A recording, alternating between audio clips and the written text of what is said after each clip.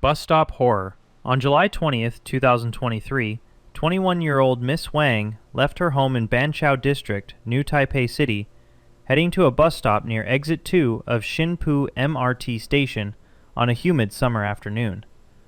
Huang was an undergraduate student at National Chengchi University, a young woman in the middle of an ordinary day with nowhere unusual to be. At the same time, 17 floors above the street, a 31-year-old worker named Li was attempting to install a window-type air conditioning unit in an apartment. Li later admitted he was more accustomed to split-type units and had called a colleague earlier that day to ask for guidance on the installation. He proceeded anyway, working without professional supervision and without securing the roughly 30-kilogram unit properly in the window frame. Surveillance footage from a nearby camera captured Huang stepping into position near the bus stop at approximately 1:06 in the afternoon, other commuters standing nearby in the heat. Then the air conditioner broke free. It plummeted 17 floors straight down and slammed directly into Huang's head, narrowly missing another woman standing close by, and shattered across the sidewalk in a spray of debris. Bystanders screamed and scattered. A store employee rushed out to find Huang lying unconscious beside the destroyed machine, blood pooling on the pavement. 3 nurses who happened to be passing by immediately began emergency first aid, while others called for help. Firefighters arrived and found her with no vital signs, transporting her by ambulance to Far Eastern Memorial Hospital, where doctors pronounced her dead from severe head trauma and multiple leg fractures. Prosecutors opened a negligent manslaughter case against Li, releasing him on bail, and labor inspectors subsequently fined both him and his employer for failing to assess and control the obvious falling object risk. Architect facade death. On December 17, 2019, 60-year-old Erica Tishman left her office near Times Square and walked south along 7th Avenue, heading through one of the most densely trafficked pedestrian corridors in the world on a damp, gray Tuesday morning. Tishman was a prominent architect and vice president at Zubatkin Owner Representation, a professional who spent her career navigating the built environment of New York City. She was the kind of person who understood buildings, knew their systems, and could read a facade for signs of distress. The building above her route, 729 7th Avenue, was a 17-story structure that New York City's Department of Buildings had already fined in April of 2019 for deteriorating facade conditions. Inspectors documented cracked terracotta, loose masonry, and a clear risk of falling material. The owner was ordered to install a protective sidewalk shed. That work was never completed. At around 10:45 in the morning, as crowds moved below umbrellas past noodle shops and retail stores, a fragment of terracotta facade sheared off from high above and dropped straight onto the sidewalk. It struck Tishman on the head, knocking her to the pavement as panicked bystanders called 911 and moved to help. NYPD officers and EMS arrived within minutes, but she was pronounced dead at the scene from catastrophic head trauma. Later inspections confirmed missing facade pieces and worsening cracks throughout the building's exterior.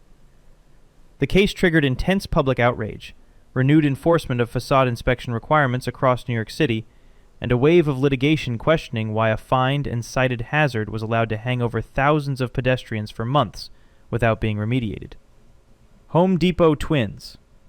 On July 9, 2000, twin brothers Jeffrey and Dennis Mead drove to their local Home Depot on Federal Road in Danbury, Connecticut, on a calm Sunday evening, looking for 3x5-inch landscaping timbers to use in their yard. Jeffrey was 41 years old and worked as a bank teller in Sandy Hook. The brothers started picking through loose timbers stacked on the floor of the lumber aisle, searching for the right pieces, then moved to the other side of the stack when they could not find what they needed. As they shifted position, they moved beneath a higher, banded pallet of timbers, resting on overhead shelving above them. Dennis later described hearing a creaking sound from above, and looking up just as the roughly 2,000-pound bundle of wood began to shift. The pallet toppled, crashing down onto both men. Dennis was pinned and conscious.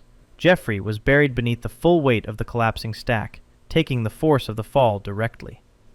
Bystanders and store employees rushed to the aisle, shouting for help and beginning to pull pieces of heavy lumber away by hand. Emergency responders arrived and worked alongside workers to free the brothers, transporting both by ambulance to Danbury Hospital.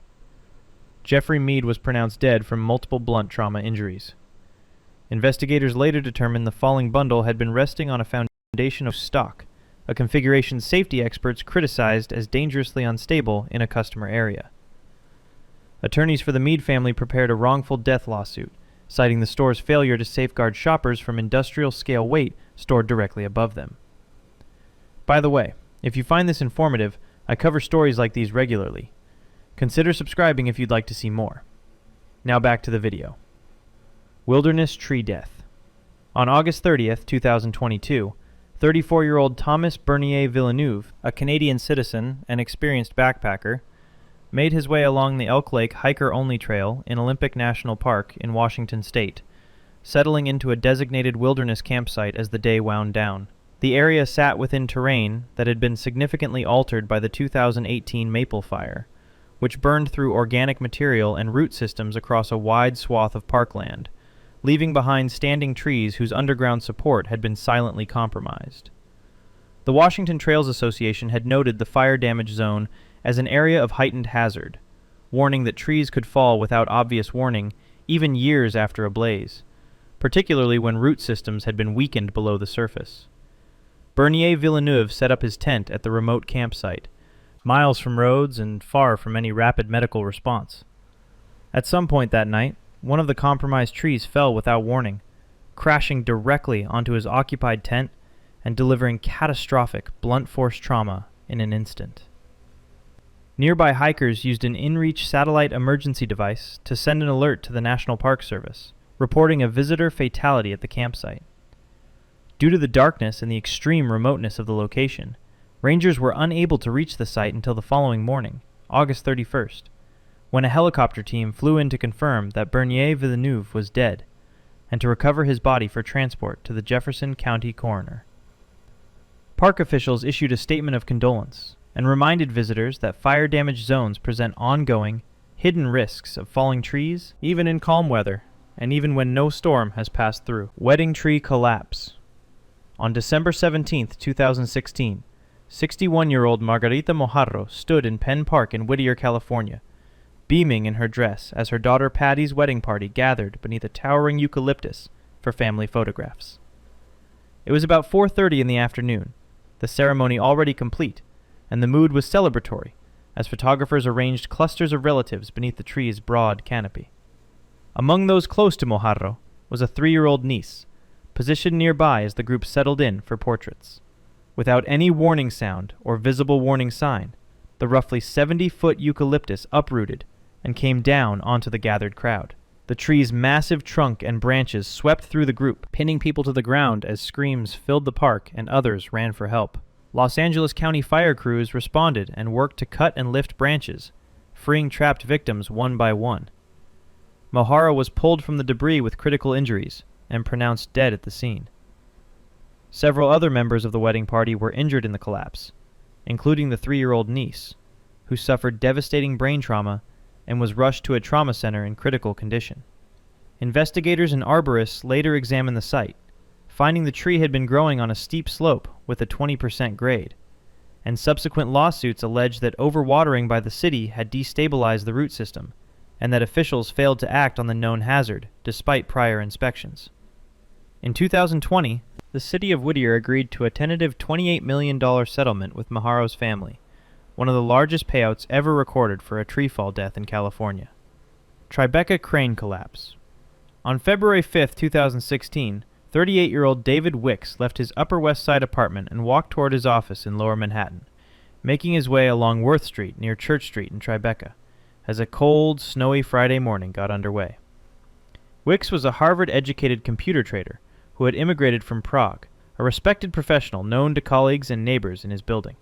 Above Worth Street that morning, a 565-foot crawler crane loomed over an active construction site, and crews were attempting to lower and secure the crane's boom because of worsening weather conditions.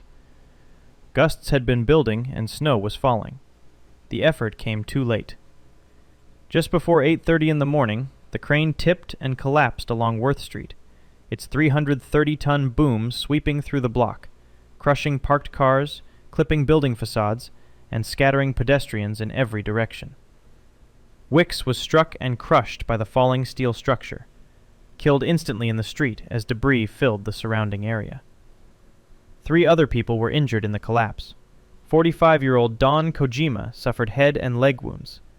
73-year-old Thomas O'Brien was trapped in his crushed car but survived, and a 4th bystander was treated for minor injuries. Emergency services sealed off the area and searched the wreckage for additional victims as city officials held press conferences about weather protocols and whether securing the boom should have been ordered earlier. Investigations and lawsuits subsequently examined operator decisions, wind monitoring responsibilities, and regulatory oversight, making Wicks's death a defining case in the ongoing debate about construction safety in dense urban environments. Home Depot, LA. On a Sunday afternoon in November 1999, 79-year-old Mary Margaret Penturf drove from her home in Santa Monica to a Home Depot store in Los Angeles with her adult daughter, Rebecca Hamilton, looking for lattice panels to support morning glory vines at their new apartment. It was the kind of routine errand that fills an ordinary weekend, and nothing about the visit suggested anything unusual as the 2 women made their way into the lumber section. While Mary stood in the aisle, a 19-year-old store employee was operating a forklift nearby, maneuvering through the overhead stock that towered above customers in what safety advocates would later describe as a retail canyon, walls of heavy merchandise stacked far above head height. As the forklift moved, it dislodged a heavy load of lumber from above, sending approximately 75 pounds of wood tumbling from the overhead shelving directly onto Penturf. The lumber crashed onto her head and body as her daughter watched, and Mary collapsed to the floor with a severe head wound. Store staff and paramedics responded quickly, transporting her to a nearby hospital, but she was pronounced dead within approximately 1 hour of the incident from blunt force trauma. Rebecca later told reporters that a Home Depot run is the last place you expect to die, and that she could not understand how customers were permitted to stand beneath active forklift operations. The case became one of the most frequently cited examples in investigative reporting about falling merchandise at big box retailers, contributing to national discussions about how high heavy items can safely be stored above customers, and whether shoppers should ever be present beneath overhead freight movement. Menorca, Boulder. On the morning of January 23, 2026, a 66-year-old man and his 62-year-old partner were asleep in their home in the Cala Sant Esteve area of Menorca, Spain, near Fort Marlborough, as Storm Ingrid drove heavy rain into the island's coastal cliffs and slopes through the night. The storm had saturated the hillside above their residence, where a mass of rock and earth had been slowly losing stability under the weight of the water. In the early pre-dawn hours, the slope gave way, sending a landslide down toward the residential area below. A boulder estimated to weigh roughly 20 tons broke loose and hurtled down the hill, smashing through the home's terrace, tearing through an outer wall, and punching down through 2 floors of the structure before coming to rest in the bedroom where the couple had been sleeping. The man was found crushed beneath the debris in the bedroom, killed by the force of the impact. His partner was trapped under rubble with serious injuries, particularly to her lower limbs, and remained conscious as rescuers worked to reach her. Emergency services spent more than 3 hours cutting through collapsed material before freeing her and transporting her to hospital. Local authorities evacuated several nearby homes in the Fort Marlborough area in case of further slope failure, and engineers began assessing the stability of the surrounding terrain. Officials opened an investigation into slope monitoring practices and land use planning in the zone, as the community confronted the reality that a home built into a hillside offers no guaranteed protection from what the geology above it can send down without warning. If you found value in this, a subscription helps me continue researching these stories. Thanks for watching.